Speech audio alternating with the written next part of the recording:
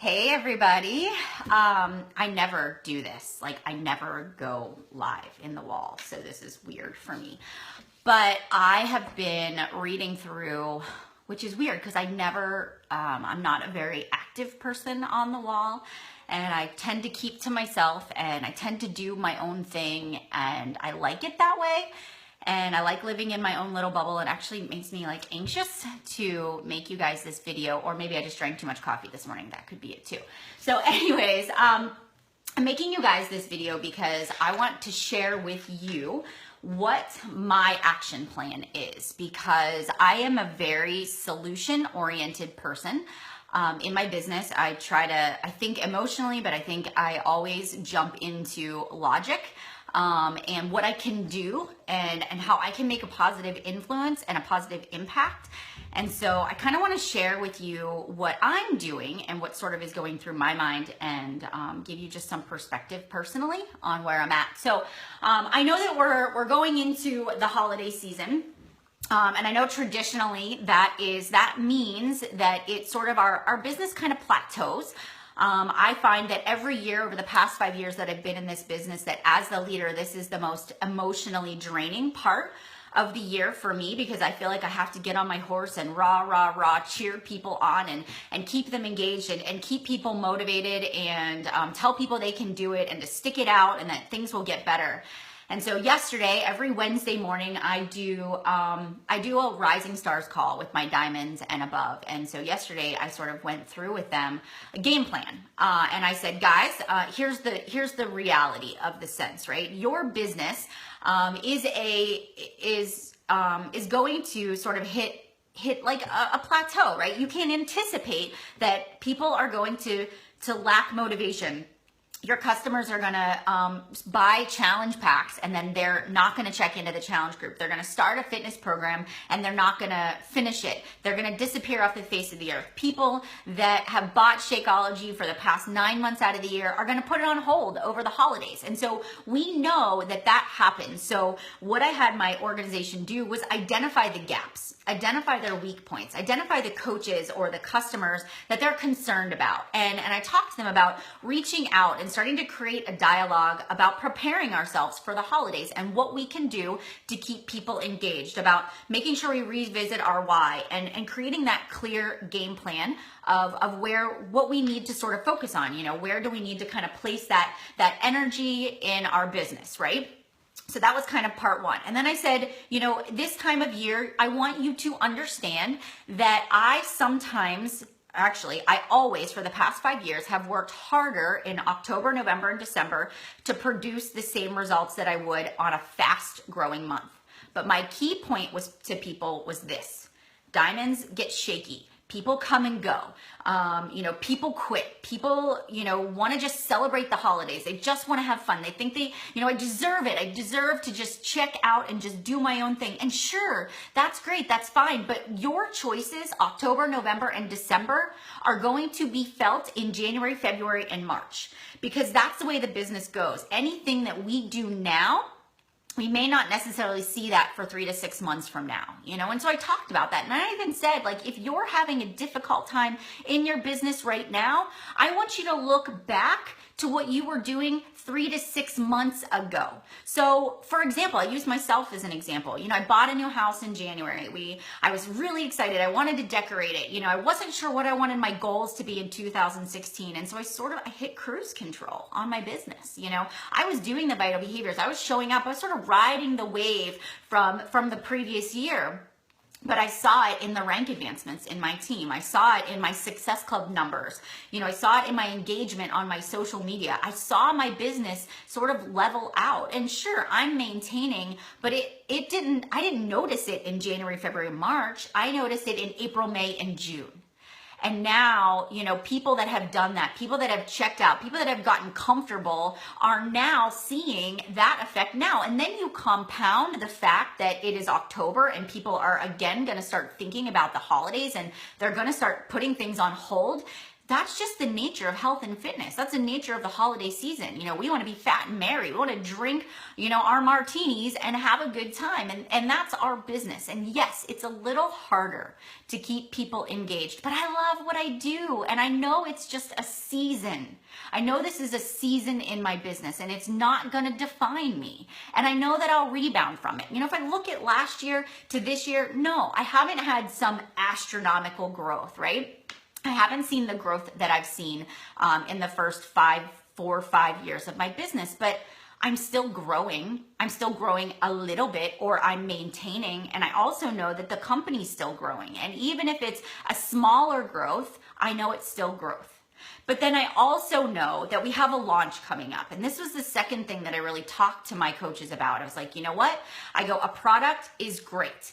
A product launch is awesome, but we can't expect the product to sell itself.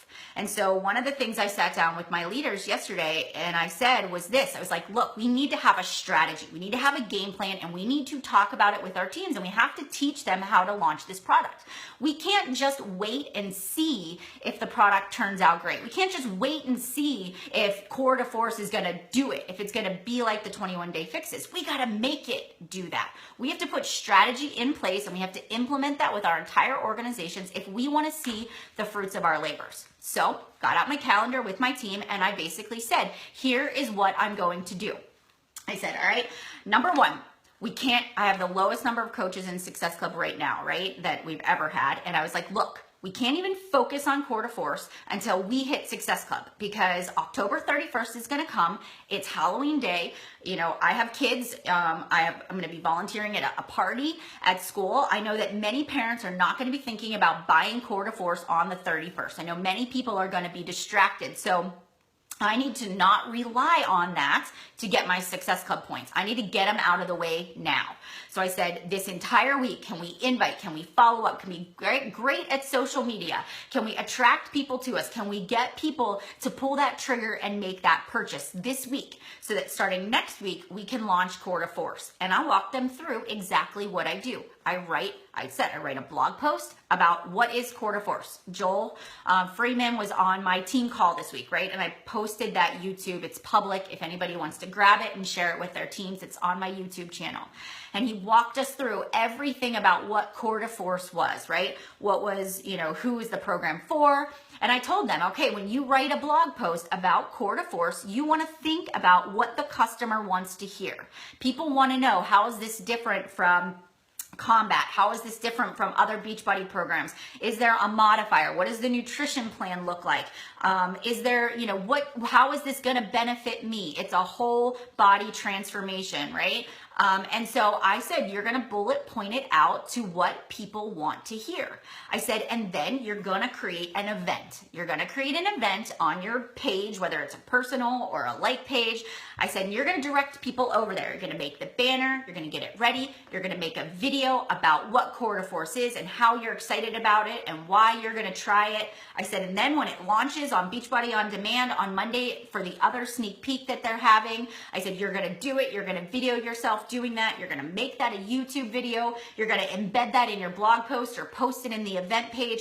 I said, and you're going to start collecting people's emails, and you're going to take those people, make sure they've got a free Team Beachbody account or they're assigned to you as a coach. You're going to put them in that holding cell of the Core to Force group. And then once they're in there, you are going to pump them up. Everything that you can find on the Core to Force Facebook page, out there on Google, on Joel Friedman page, you're going to take that and you're going to get that excitement going. You've got to have those daily jabs in there to keep that excitement alive. And then when the product goes live on the 31st, you are going to go in there. You're going to talk about how you were the first one. You purchased it. You got expedited shipping. You can't wait for it to get here. And you're going to get people to comment and respond and get excited about it. And then what that does is that drives the people that are sort of on the fence about whether or not they want to buy it. They're going to say, well, everybody else is doing it. I'm going to get on board too. And so I actually post the description of exactly how to sign up, how to purchase it. When you're done with your purchase, I want you to comment below. And so then I can check the orders and make sure that they're there. And then I told my team this, right? Core de Force, or any launch, any Beachbody launch, never was phenomenal the first day for me, right? You know when it really made the difference for me? It was when I got the product. It was when I was when I unboxed it, when I talked about the nutrition plan, when I go live and teach people how to meal plan. Then when I start the program and I say, this is my goals with Core de Force, this is what I want to get out of it. And then I start documenting every single day my journey with the new product. And you know what? I get people along the way in week one, after I'm done with week one and they've seen me do 5 days of workouts, and then I share my meal plan, and then they think to themselves, well, that meal plan doesn't look hard. I think I could do that too. One more person joins. Then the next week I talk about my results, and I make myself the guinea pig, and I do the program as soon as it comes out from start to finish, whether I want to or not, because I'll tell you, I was not excited about PIO. I like high intensity. I like to get in there and work hard, but I was like, man, I have to be able to promote this. I have to be able to talk about it. And I bet there are other people out there like me. And you know what? I realized along the way, I really did like PIO, and it really was good for me. And it was exactly what my body needed at that point in time. I needed to stop that pounding the pavement. And I was able to attract people into my PIO group that were those high intensity people. I was able to pull that. And every launch, that's what I sell the most of. Or during that time, when I'm doing a program from start to finish, that's what I sell the most of, is because I'm on board with it, right? And so I told my team, I'm like, even though it might not be your cup of tea, you have to get it. You have to do it. You have to invest in it. You've got to share it very publicly along the way.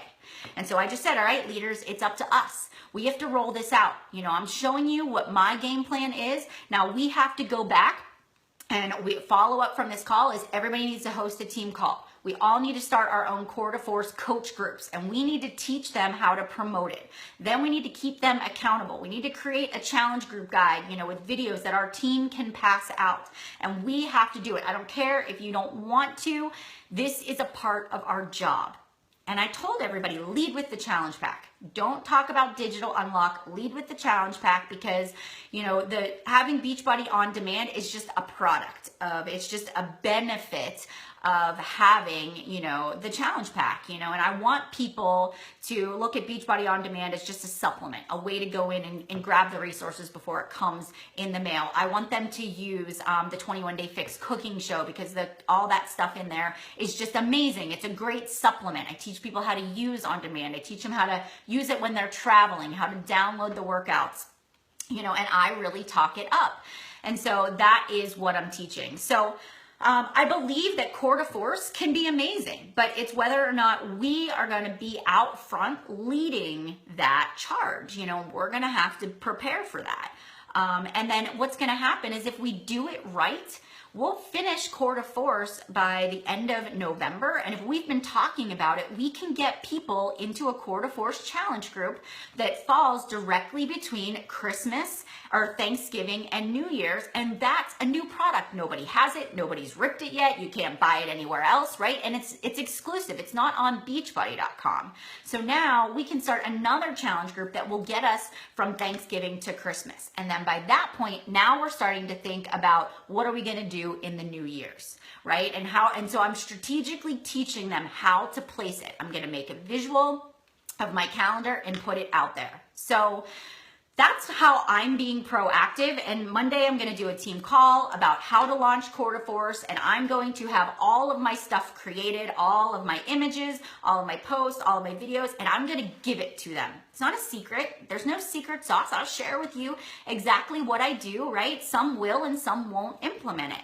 But I refuse to look at the volume issue. I refuse to look at all this other stuff is going on as a reason for me not to be passionate about what I do. I love my job as a coach. I love seeing other people succeed. And I believe with every bone in my body that we will rebound from a low point, which we still have growth. It's not like we've stopped growing. It's just we have gotten so used to having astronomical growth, mind-blowing growth, that we have to work a little harder right now.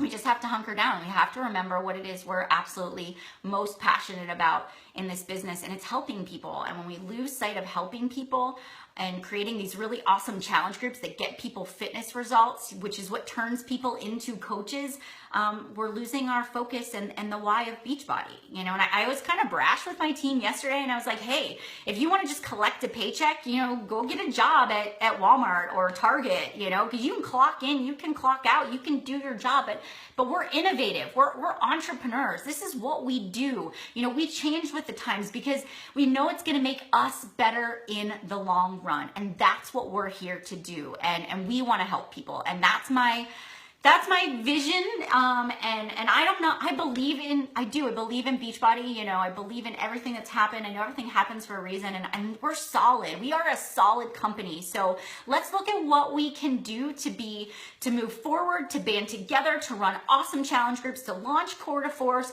and just kill it. And let's turn it around ourselves, because we have the power to do it. We've come so far in 5 years. We're not going anywhere. So anyways, I really got to go take Bryce to school. So thanks for listening to me. And I hope you guys have a really good day. All right. Bye, everybody.